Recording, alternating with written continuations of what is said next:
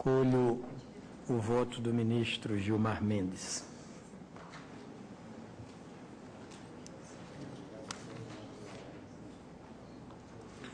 Presidente, em relação àquela primeira questão sobre o atendimento dos pressupostos de relevância e urgência, creio que já há consenso a propósito da matéria, né, na linha de que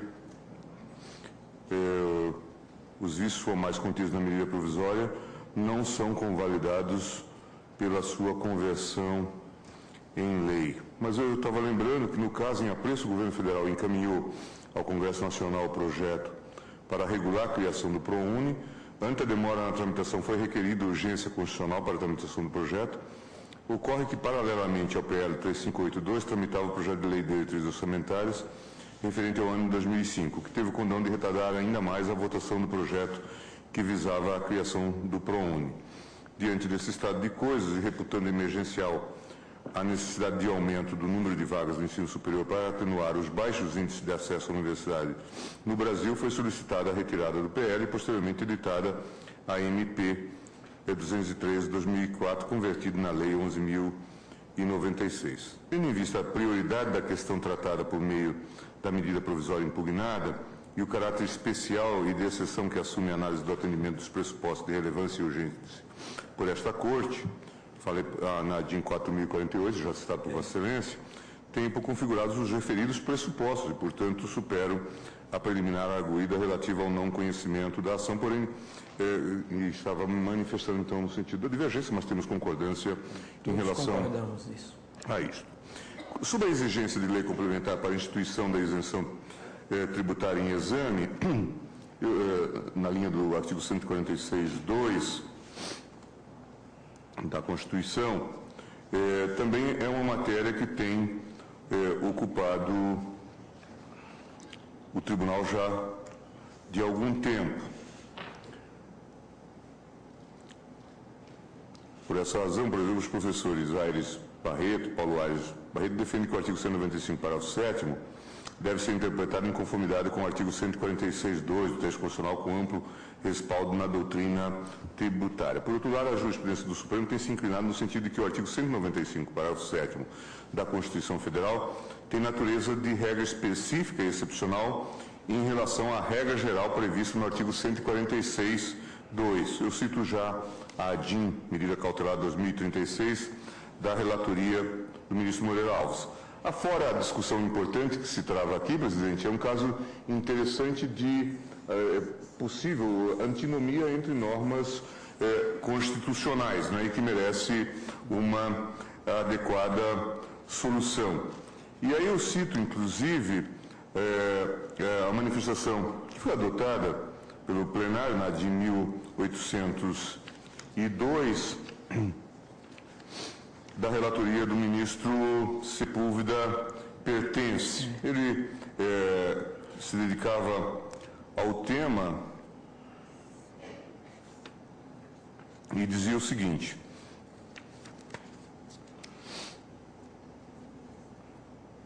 foi na DIN 1802, exatamente. Isso. Concedo que a regra da imunidade discutida efetivamente se refere à lei ordinária, como é de entender na linguagem da Constituição, sempre que não haja menção explícita à lei complementar. E aí diz: essa foi, sob a regra idêntica do artigo 19.3c da Carta 69, autorizada a conclusão de Baleeiro.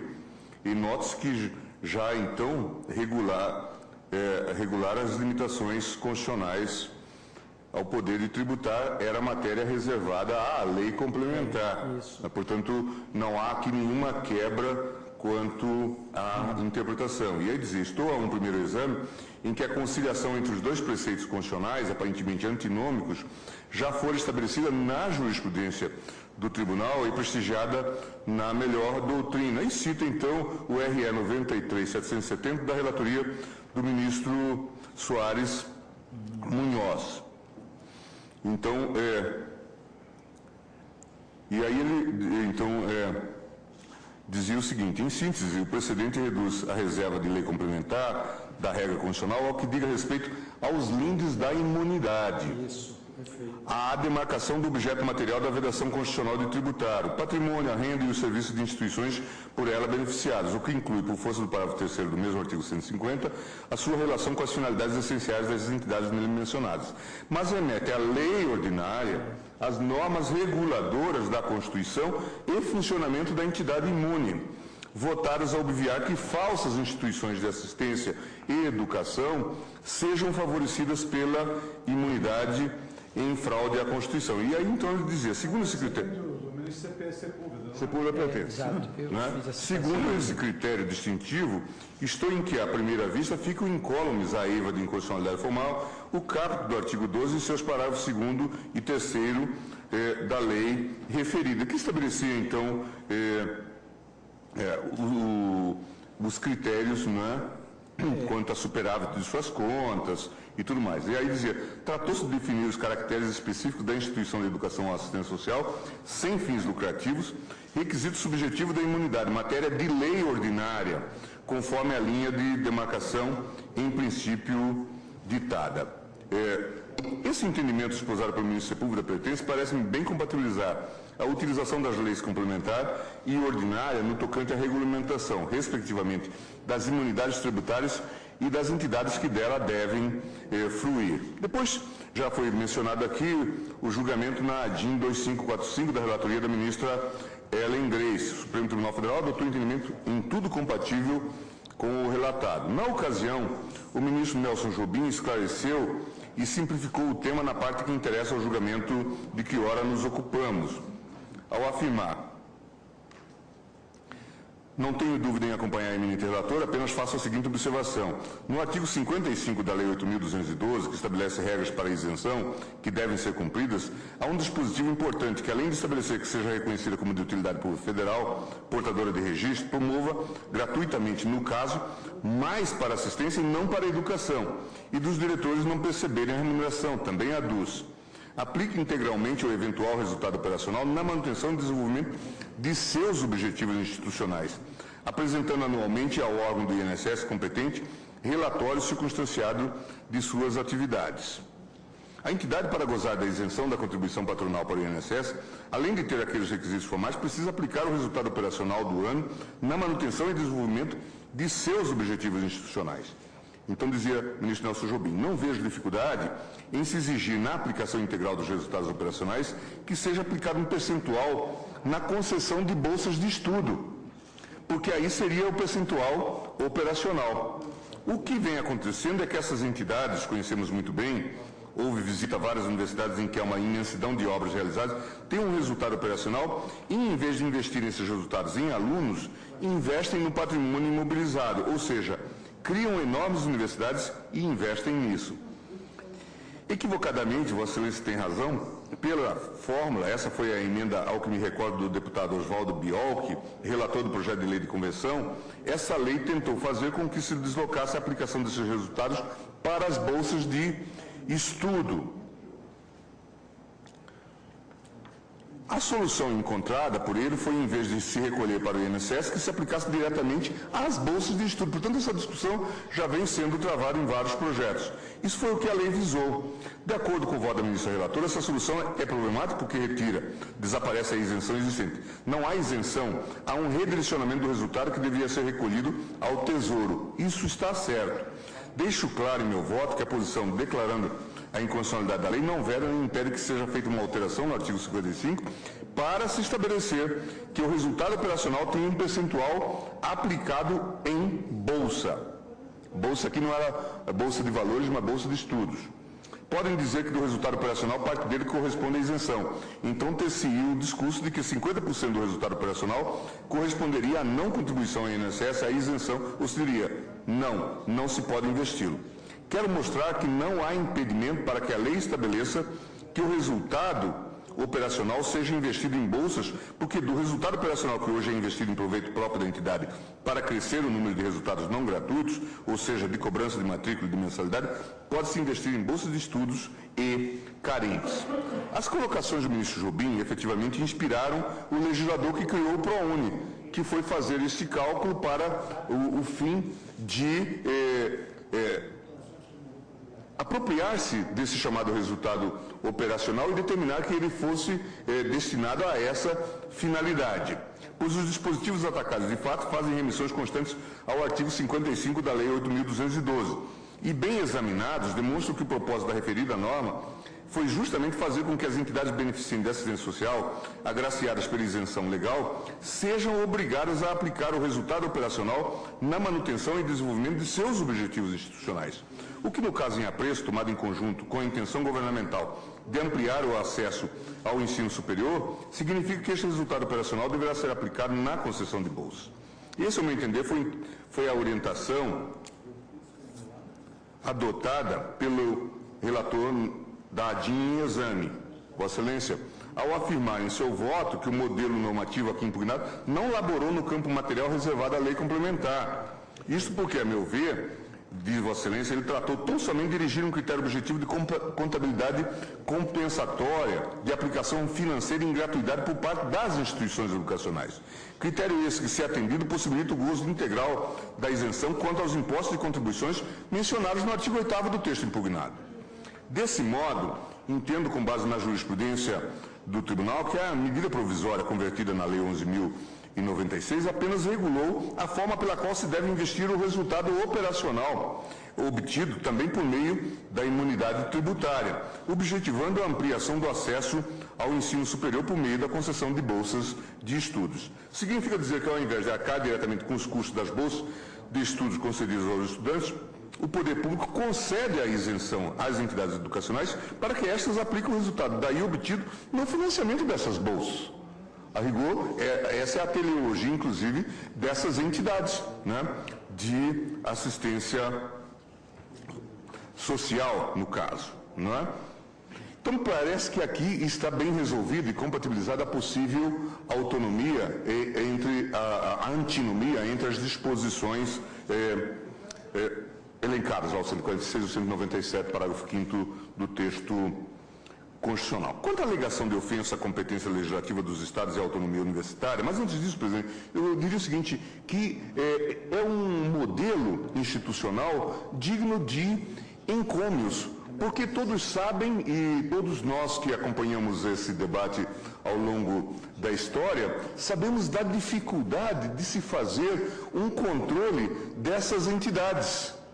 Esse modelo permitiu uma objetivação, na medida em que estabelece que um percentual determinado, para que essa entidade seja reconhecida como tal, um percentual determinado seja destinado a essa finalidade.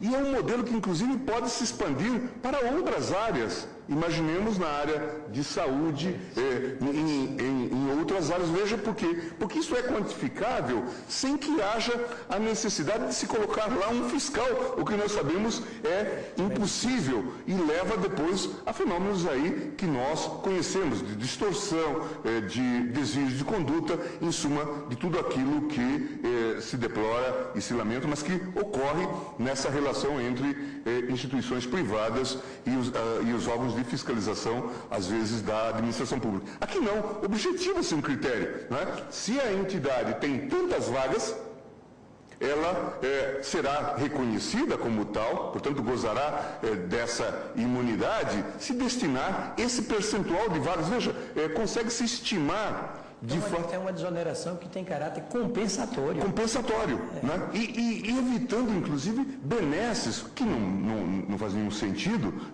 outorgadas pelo poder público, que a rigor é o dinheiro de todos, isso, não é? Sem que a entidade cumpra a função adequada. Por isso que até há algum tempo se falava que nesse ambiente, não é, havia as chamadas entidades efetivamente filantrópicas, que cumprem um papel importantíssimo, e se falava também na existência das chamadas entidades de caráter filantrópico, não é? Que eram as entidades que, obviamente, se valiam da imunidade, não é, para desvios de conduta. Então, veja que o modelo é extremamente interessante, até porque é de fiscalização bastante simples, não é? Quase que documental. não é? Evitando então todos os desvios. A entidade de fato destinou, e aí discutir o que é de fato investir na finalidade. Não, veja o que o ministro Jobim falava sobre construções de prédios, investimentos e tudo. Não, isso tudo é irrelevante. O que importa saber é se a entidade está destinando um percentual que é fixado, né, para essa finalidade. Então, é extremamente interessante e é necessário que se saúde, que seja saudada essa iniciativa, que foi extremamente engenhosa e que foi inspirada, talvez, entre outras inspirações, nessa própria discussão que se travou no Supremo a partir da ADIM 2545, que se dizia claramente que era possível fazer a exigência de que um dado número de bolsas fosse exigido das entidades. É como se exigir de um hospital que goza desse benefício um dado número de atendimentos, né? E fazer essa verificação. Quando a alegação de ofensa à competência legislativa dos Estados e à autonomia universitária, também eu estou, presidente, na linha do voto de Vossa Excelência e também de todos os votos que o seguiram, concluindo que é de se afastar de plena alegação de que o diploma federal em exame teria usurpado a competência legislativa dos Estados e do Distrito Federal para editar normas específicas sobre o ensino. Isso porque, conforme visto acima, a norma federal cuida, em verdade, de concessão de bolsas por meio de adesão voluntária das faculdades privadas ao ProUni, as quais, em contrapartida, são contempladas com a imunidade tributária analisada. Resta evidente, portanto, que a lei federal examinada não trata de ensino em si, mas de uma política pública para aumentar o acesso ao ensino superior, sem, contudo, nada interferir no modo como a atividade educacional se desenvolve. De igual maneira, não há que se falar em ofensa à autonomia universitária. A autonomia universitária, protegida constitucionalmente, assegura às instituições de ensino superior uma esfera de autogoverno, de autogestão administrativa, financeira, patrimonial e didático-científica, livre da interferência do Estado. Essa autonomia certamente abrange o poder de estabelecer os critérios e normas de seleção e admissão dos corpos docente e discente, a criação, modificação e extinção dos cursos, assim como a determinação da oferta de vagas nesses cursos.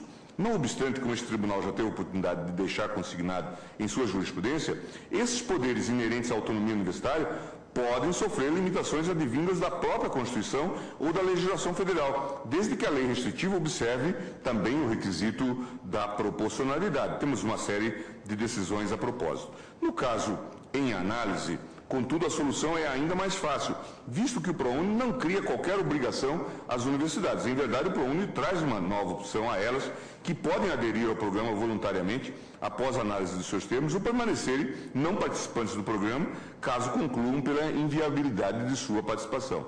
Resta claro, portanto, que o diploma normativo atacado não viola a competência legislativa dos Estados e tampouco a autonomia universitária, de modo que acompanhe nesse ponto também o dom do voto proferido por Vossa Excelência, presidente.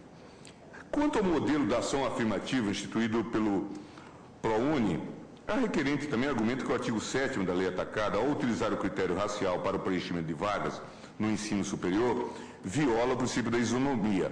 Assim, afirma que o único critério que o Estado está obrigado a observar no tocante ao ensino superior está previsto no artigo 208, 5º, segundo a capacidade de cada um, razão pela qual as ações afirmativas nesse campo deveriam levar o poder público a capacitar a todos para tal acesso, dando ensino básico de igual qualidade, outorgando bolsas de estudo aos de menor possibilidade econômica e não pretender que no ensino universitário se outorguem privilégio a quem não esteja capacitado a acompanhá-lo, ainda que isso tenha derivado do fato de o Estado ter falhado em dar no ensino básico e médio a qualificação necessária. É evidente que o argumento aqui é falacioso, pois apesar de ser aparentemente válido, na medida em que contesta um critério de diferenciação, o critério da raça, supostamente inidôneo para o estabelecimento da política pública da ação afirmativa com discriminação positiva ou inversa, na verdade procede a uma leitura parcial e, portanto, uma interpretação equivocada da lei.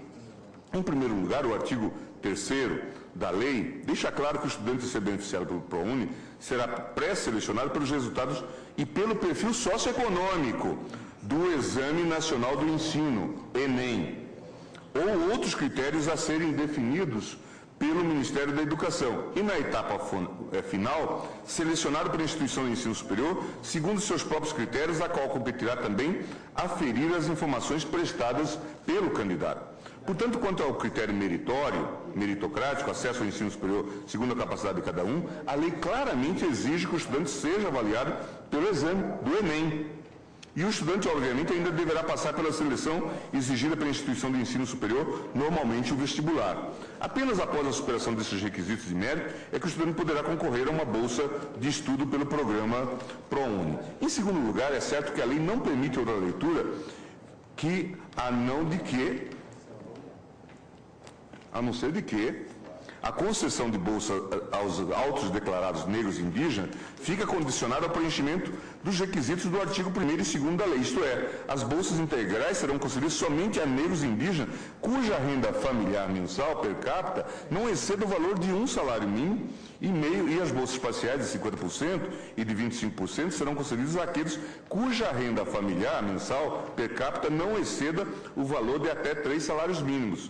Em qualquer caso, negros e indígenas deverão ter cursado o ensino médio completo em escola pública ou em instituições privadas na condição de bolsista integral.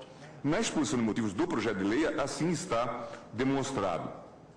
O programa Universidade para Todos visa democratizar o acesso da população de baixa renda ao ensino superior, pois enquanto os alunos do ensino fundamental e médio estão majoritariamente matriculados em instituições públicas de ensino, o mesmo não acontece com os alunos matriculados no ensino superior, em que apenas 30% dos jovens universitários têm acesso ao ensino gratuito.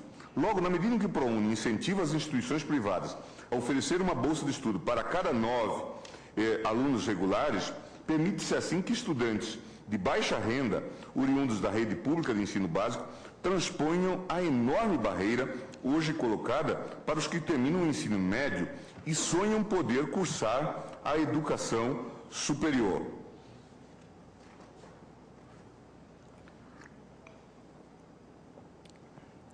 Portanto, apesar de aparentemente estipular o critério exclusivamente racial para a concessão de bolsa de estudo, tal como quis fazer crer a entidade requerente, a lei do ProUni, em verdade, estabelece o critério de renda do aluno como requisito essencial para a concessão dessas bolsas. Fosse o critério de raça o único a ser exigido pela lei como requisito de distinção para fins de concessão da bolsa, certamente, como eu já disse em relação ao caso da UNB, teríamos que refletir de forma mais adequada sobre o tema, pois estaria posta em séria dúvida, poderia ser colocar, a constitucionalidade da política. E aí eu faço uma série de considerações sobre essa discussão, a partir do debate que nós tivemos aqui no Supremo Tribunal Federal e todas as considerações e sobre a dificuldade mesmo que nós temos tido de fazer essa identificação no Brasil de forma objetiva sobre quem é desta ou daquela cor, não é? Todas as dificuldades que têm sido apontadas a propósito dessa temática. Mas em relação ao ProUni, o que se está a evidenciar é a adoção de uma política de inclusão social, um típico caso de discriminação positiva inversa que leva em conta o critério da raça, porém não de forma exclusiva, mas conjugado com o critério socioeconômico. A revelação da complexidade do racismo existente em nossa sociedade e das características específicas da miscigenação do povo brasileiro impõe que as entidades responsáveis pela instituição de modelos de ação afirmativa, de cotas, sejam sensíveis à especificidade da realidade brasileira e, portanto, ao fixarem as cotas, atentem para a necessidade de conjugação dos critérios de cor com critérios de renda, tendo em vista a própria eficiência social da instituição das políticas de cotas. Ainda ontem ou anteontem, presidente, eu lia uma matéria publicada na Zero Hora do Rio Grande do Sul, em que apontava que as vagas na universidade, na URGS, destinadas às cotas, não estão sendo preenchidas, por razões várias, não é? Inclusive, da campanha que se faz, isso é um problema que se tem que reconhecer, contra o estudante cotista. Quer dizer, a introdução do elemento de, vamos chamar de racialismo ou de racismo no debate. o que impõe um constraint, uma vergonha de estar ocupando uma vaga da cota, que é objeto, inclusive, de discussão nos próprios Estados Unidos da América. Então, veja, 50% das vagas não são utilizadas.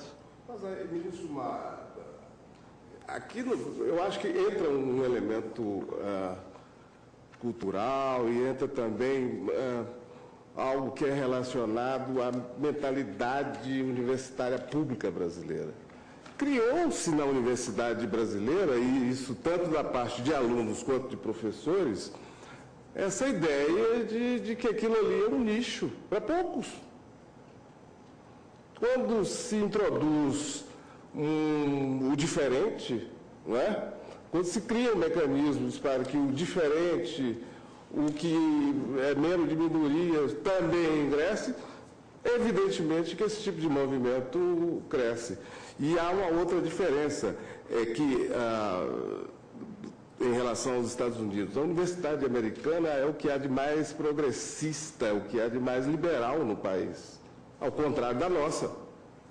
A nossa é retrógrada. Mas o ministro Gilmar está fazendo só um Mas ele registro, não está se Não, mas posicionando. eu também estou fazendo só um registro que vai na linha do que ele está dizendo. Não, eu até quero... Vai na linha do que o ministro Gilmar está dizendo. Eu quero até registrar, já falei isso quando discutimos a questão da UNB, e isso é constatado pelos autores que fizeram o ProUni, tanto é que na exposição de motivos está dito isso, esse modelo tipicamente discriminatório, porque só tem acesso à universidade pública aqueles que passaram pelas boas escolas privadas e, portanto, logram passar no vestibular. Essa observação. E por que isto?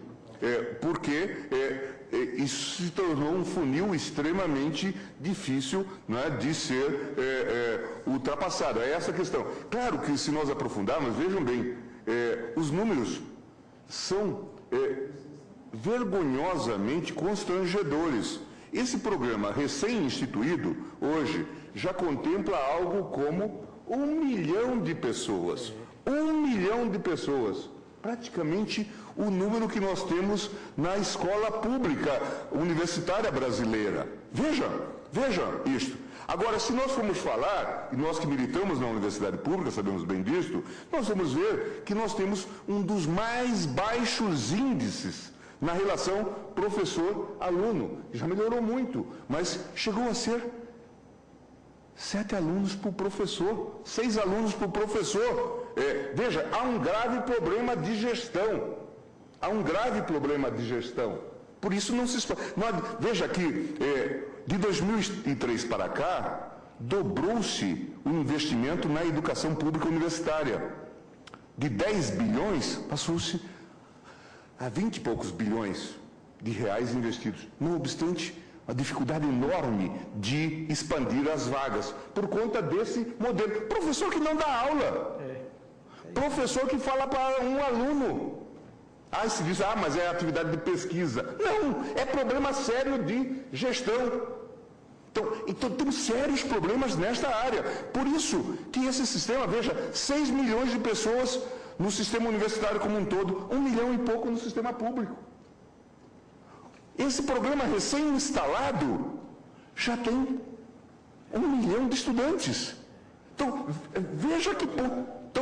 agora, claro, quando nós falamos de 60 ou 70 alunos num curso de medicina de uma universidade federal e estabelecemos a cota, obviamente, com essa limitação, claro, vamos gerar essa tensão dialética inevitável, gerando esse fenômeno a que se refere o jornal Zero Hora do Rio Grande do Sul, e movimentos, inclusive, de pais contra as cotas na universidade pública. São fricções que o processo cultural supera. Interessante. Supera facilmente, mas esse programa está esses programas escancaram, não é? Uma doença que está aí no sistema educacional brasileiro e que é escamoteado, vem sendo escamoteado esses anos todos. E esses números que eles fazem é isso, é escancarar esse problema. Veja, presidente, o que isso quer dizer em relação ao PROU? Que tem sido bastante bem sucedido, vamos dizer. Ele optou por um programa de ação afirmativa que leva em consideração o critério socioeconômico, de renda familiar mínima, de origem na rede pública de ensino, distingue entre as unidades da federação, além de abranger indígenas e deficientes, entre outras hipóteses. Essa espécie de ação afirmativa, repito, já implementada, com sucesso, parece ser bastante eficaz socialmente. Tanto é que o resultado é impressionante. Muito bom o resultado. E eu diria, muito melhor do que um tipo de cota simplesmente baseado no critério racial. O debate é complexo e não se está a propor soluções miríficas. Aqui até eu acho interessante, eu sou, como sabem, admirador do professor Mangabeira Unger. E gosto muito, por exemplo, de sua abordagem sobre essa atividade de construção do processo democrático. O professor Mangabeira Unger, com aquela capacidade enorme de argumentação e com aquela inventividade peculiar, até muito engraçada, né, na forma de falar, muitas vezes,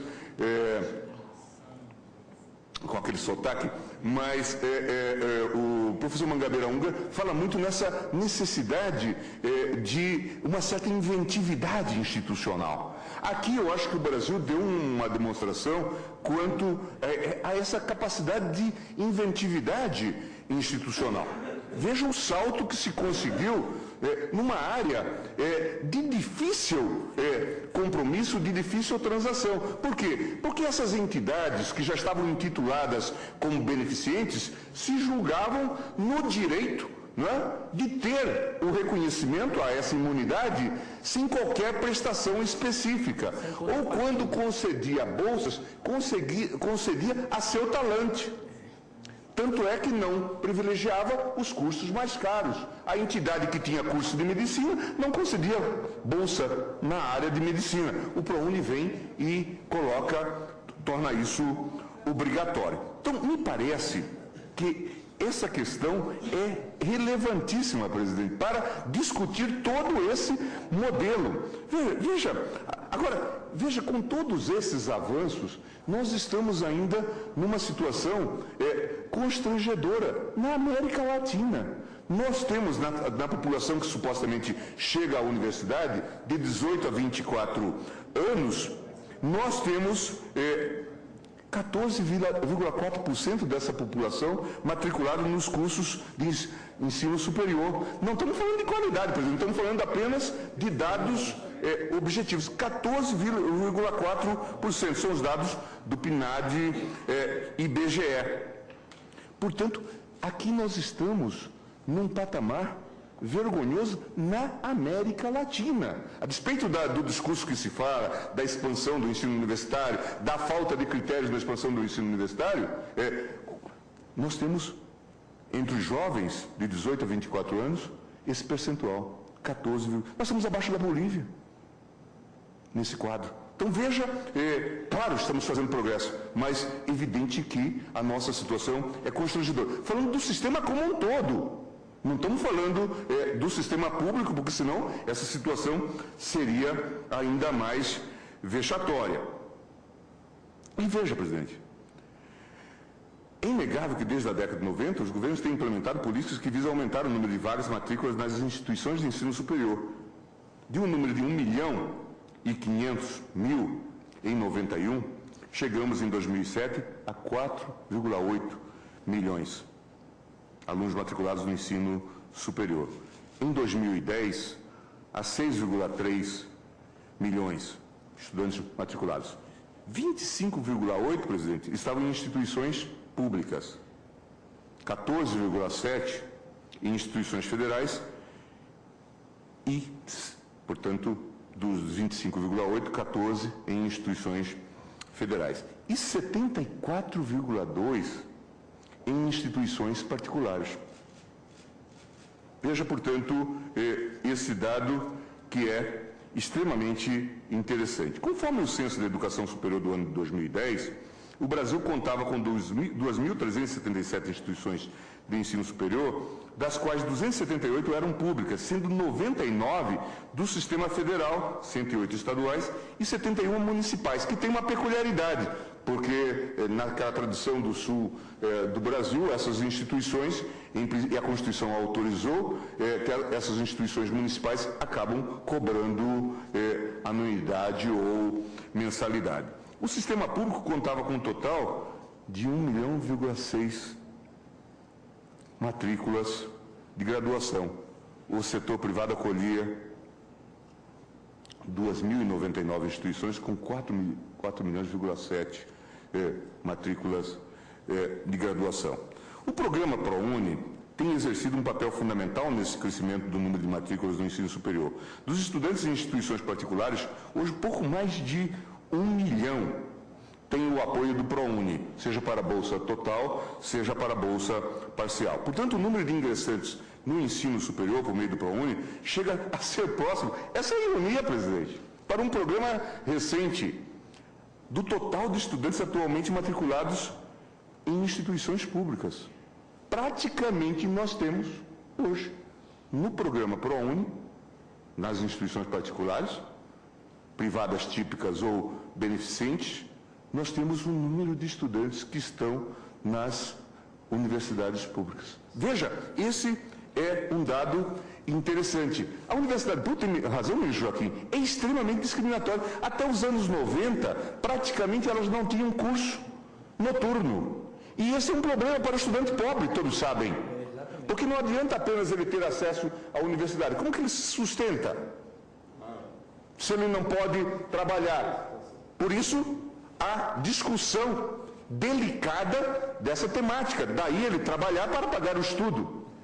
E aquela distorção que nós apontávamos desde o início. O rico vai para a universidade pública e o pobre vai trabalhar para pagar a universidade privada. Veja, por quê? Porque ainda hoje são poucos os cursos noturnos nas universidades públicas, por conta desse modelo que está colocado. Muitos professores,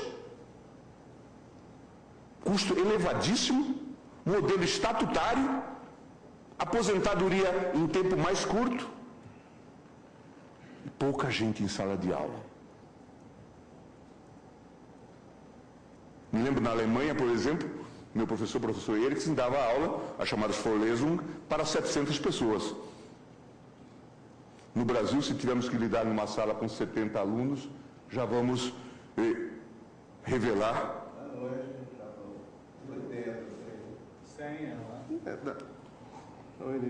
O nosso horror. Então vejam, há um problema sério aqui que precisa ser discutido. A expansão que está se fazendo é no sistema privado. Não. Eu falava, no Brasil, em 95, o número de alunos por professor era de 7,5 em 2002, passou para 11,6. Em 2006, tivemos um decréscimo para 10,8, o que demonstra que ainda temos um número muito elevado de professores em relação ao número de alunos, muito distante do número de 16 alunos por professor observado nos países desenvolvidos. Se chegasse a essa meta, já se tinha uma expansão significativa no âmbito da universidade pública. Portanto, essa discussão tem que ser colocada. E veja, senão nós vamos criando biombos e tensionando as relações internas sem melhorar a gestão da universidade. Vossa Excelência tem razão. Aquele dito antigo, de muito cacique para pouco índio, se transportou para a universidade pública. Muitos professores para poucos alunos. Isso significa um desperdício de recursos. E muitas delas não querem expandir. Não querem. Não querem. Então, veja, presidente, gastamos muito perfeita com recursos humanos sem que isso se reflita no aumento do acesso e da qualidade de ensino. E por isso, então, essa discussão, cotas, claro que tensiona. Quando nós falávamos aqui na discussão sobre a UNB, que dos anos 70 para agora, a universidade saiu de 30 alunos para 120, considerando o número da população brasileira, né? Vê-se o tamanho da evolução. Quer dizer, não melhora a tecnologia de ensino, não amplia a participação de assistentes, monitores, estagiários, que todas as universidades públicas e privadas no mundo todo... As concepções pedagógicas não estão à altura dos novos tempos. Portanto, veja que é possível, um projeto que já existiu, aumentar o número de vagas por professor. Número tão reduzido de vagas em universidades públicas é, por si só, um fator de exclusão, presidente. Então, é uma questão que precisa ser colocada. Então, com base nessas considerações, presidente, e ressaltando que o ProUni não estabelece o critério exclusivamente racial, mas mesmo com a questão da racial, da adoção do critério racial, exige o componente socioeconômico, eu acompanho o voto de Vossa Excelência e voto pela improcedência da ação. Proclamo o resultado. Afastada preliminar atinente à ausência dos pressupostos de urgência e relevância para edição de medida provisória, posteriormente convertida em lei. No mérito, a Corte, por maioria, julgou improcedente. Na preliminar também. Não, a preliminar acho que é unânime, não é? Não, Excelência, eu sustentei que, no caso, os requisitos previstos na Constituição devem ser encarados sob o ângulo potencializado e que não haveria. Eu assentei no meu voto vice-formal. Vossa Excelência fica com o vice-formal. Fico vencido. Perfeito. Eu retifico a proclamação do resultado. Agradeço. Então, na preliminar, afastada por maioria, vencido o ministro Marco Aurélio. Uma preliminar. Quanto a... Não seria preliminar, porque é o vice-formal, né? Aí é mérito. Né? Embora aqui esteja afastada a preliminar... Na verdade, o ministro Marco Aurélio não assentou que faltava urgência ou relevância. Vossa Excelência acertou foi que não era matéria de lei complementar, não pode ser matéria... Fiz a crítica sob o ângulo do não atendimento aos requisitos constitucionais, da relevância e urgência, e a crítica também sob o ângulo formal quanto à regência de matéria reservada à lei complementar pela medida... Isso já é mérito. Então, eu diria que quanto à alegação de ausência dos pressupostos de urgência e relevância... Não, seria proclamar apenas que o tribunal julga improcedente, né? Contra o meu voto, né? Porque aí quem quiser elimina porque complica. Perfeito, abrangendo os dois tempos. Vossa Excelência tem razão. Então, a Corte julgou por maioria improcedente a ação, vencido o ministro Marco Aurélio. Tá bom. É a proclamação do resultado.